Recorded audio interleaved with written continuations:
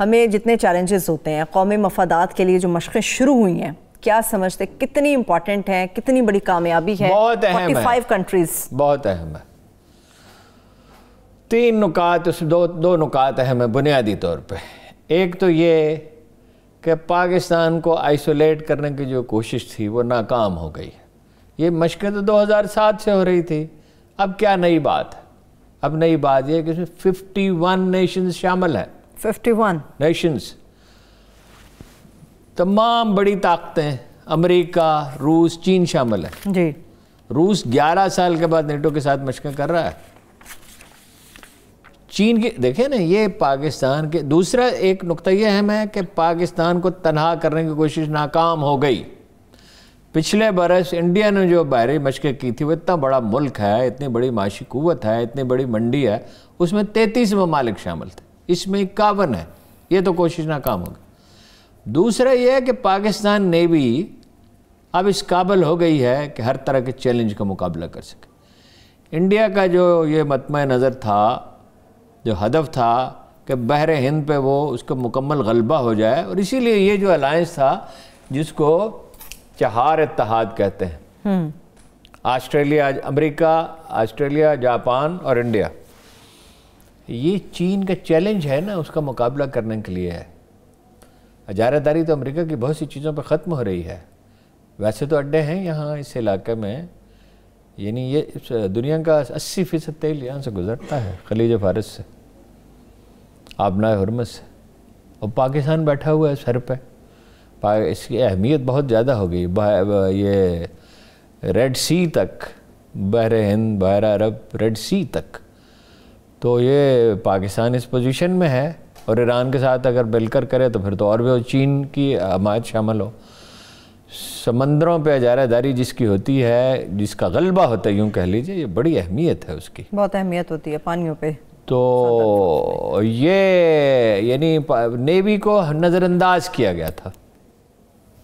اب توجہ دی جا رہی ہے کچھ عرصے سے, بھرپور توجہ. اس میں چینیوں نے ہماری مدد کی ہے, اس میں ترکوں نے ہماری مدد کی. 4 فریگیٹ اور 2 آبدوزیں. جب 1990 میں آبدوزیں بننے کا عمل شروع ہوا تھا, پاکستان میں آبدوز بننے کا عمل شروع ہوا تھا, تو یہ توقع کی گئی تھی کہ پاکستانی بحریہ تیزی سے طاقتور ہوگی.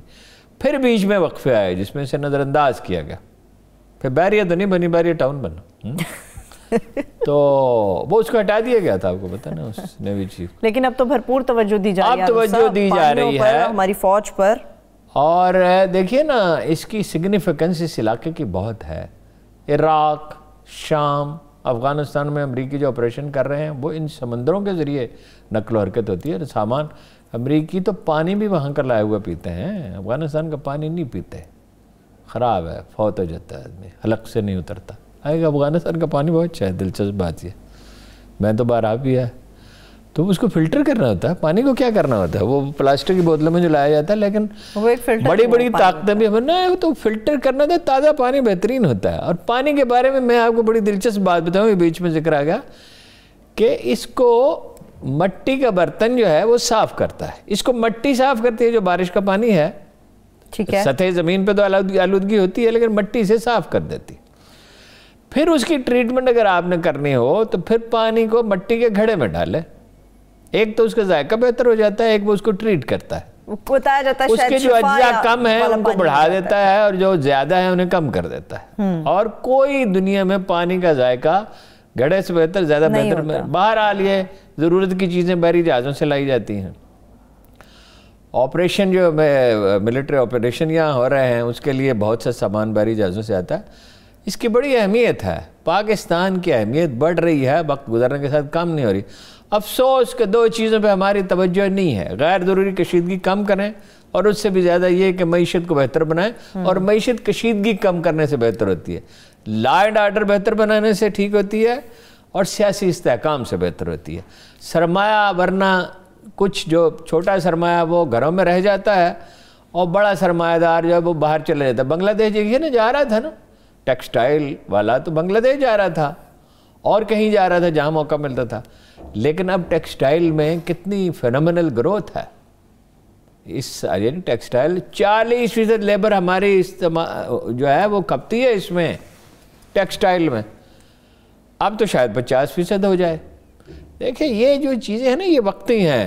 کنسٹرکشن جو ہے یہ کوئی انڈسٹری تھوڑی ہے, اگر جیسے بعض انڈسٹریز کو فائدہ پہنچتا ہے اور مکانوں کی ضرورت ہے صحیح, لیکن ویسے بڑی ہے. جولائی میں انڈسٹریل گروتھ جو ہے وہ 10% ہے, بڑی ہے. اگر یہ بڑھتی رہتی ہے تو اسی سے حل نکلے گا. اکانومی کو ٹھیک کیا بغیر معیشت کو بہتر کیے بغیر پاسبل نہیں ہے. ہارون صاحب آپ نے امریکہ کی بات کی, انٹرنیشنل کینوس پر اگر دیکھیں امریکہ کے کشمیر کے حوالے سے پالیسی, پھر انڈیا اور چائنا کا جو معاملہ ہے, پھر جو بائیڈن کا جو ٹیلی فونک رابطہ ہے. بڑی اہم بات یہ ہے جو بائیڈن نے جو فون کیا ہے نا یہ سگنیفیکنٹ ہے, اس کے اثرات ہوں گے. دیکھیں 2 گھنٹے بعد کی ہے. مجھے یاد نہیں پڑتا کہ اگر میرا حافظہ مدد نہیں کرتا تو دوسری بات ہے کہ کبھی چین اور امریکہ کے سربراہوں کے درمیان ٹیلی فون پر اتنی طویل گفتگو ہوئی ہو. اس کا مطلب یہ ہے کہ جو بائیڈن سیریس ہیں علاقے میں کشیدگی کم کرنے کے لیے اور چین کے ساتھ امریکہ کے تعلقات کو شائستہ سطح پہ لانے کے لیے. انہوں نے کہا بھی ہے کہ مقابلہ ہے, کنفنٹریشن نہیں ہے. تو اس کا مطلب ہے کچھ انڈرسٹینڈنگ. پہلے اس نے مودی سے بات کی, مودی سے بات کرنے کے بعد چینی صدر سے بات کی, جس کے بعد مودی نے اعلان کیا کہ ماسکو جو معاہدہ ہوا تھا انڈیا اور اب چین کے درمیان اس پہ عمل کیا جا رہا ہے. لیکن عمل کس طرح ہو رہا ہے؟ دم دبا کے. انڈیا دم دبا کے نکل رہا ہے. دیکھیں نا جن علاقوں پہ چین نے قبضہ کر لیا تو خالی تو نہیں کر رہا. فوج پیچھے ہٹ رہی ہے لیکن ساری فوج تو نہیں ہٹ رہی. تسلط ان علاقوں پہ ہے. تنصیبات قائم ہو گئیں, ٹریننگ انہوں نے کر لی, ڈرانا مقصود تھا, ڈرا دیا. اچھا زیادہ عرصہ نہیں ہمارے ہاں ایک خوش فہمی کی فضا پیدا ہو گئی تھی کہ بھائی مارے گا پیٹے گا. کیسے مارے پیٹے گا؟ چین ان کو سب سیکنڈ بگیسٹ بزنس پارٹنر ہے انڈیا چین کا, اور چینی سرمایہ کاری بہت ہے. اگر آپ انڈیا جائیں تو آپ دیکھیں گے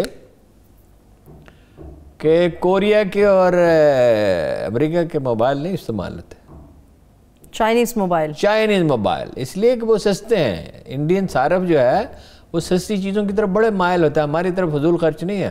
ہم دنیا میں سب سے کم سیونگ کرنے والی قوم ہے بائی دی وے, ہمیں سب سے زیادہ خیرات کرنے والی اور سب سے زیادہ کم سیونگ کرنے والی. اچھی بات یہ خیرات بہت کرتے ہیں اور بری بات یہ ذرا سیونگ نہیں کرتے, نمائش بہت ہے.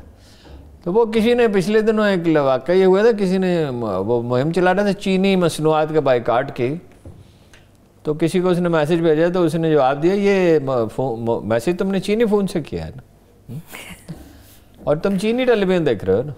تو چین کی پینیٹریشن انڈیا میں اتنی ہو گئی ہے, لیکن انڈیا کو ٹوٹنا ہے کوئی, وہ اس پہ خیر اس وقت موقع نہیں ہے.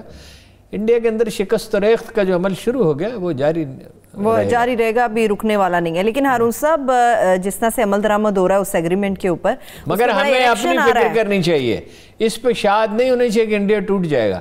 انڈیا کو ٹوٹنے کا ہمیں الٹیمیٹ انالیسس میں کوئی فائدہ نہیں ہوگا, نہ ہماری اکانومی کو, نہ ہماری قومی سلامتی کو. ہمیں استحکام کی فکر کرنی چاہیے, آئین کی پاسداری کرنی چاہیے, سول اداروں کو مضبوط بنانا چاہیے, FBI کو مضبوط بنانا چاہیے, پولیس اور عدالت کو ٹھیک کرنا چاہیے. اس کے بغیر تو استحکام نہیں آ سکتا نا.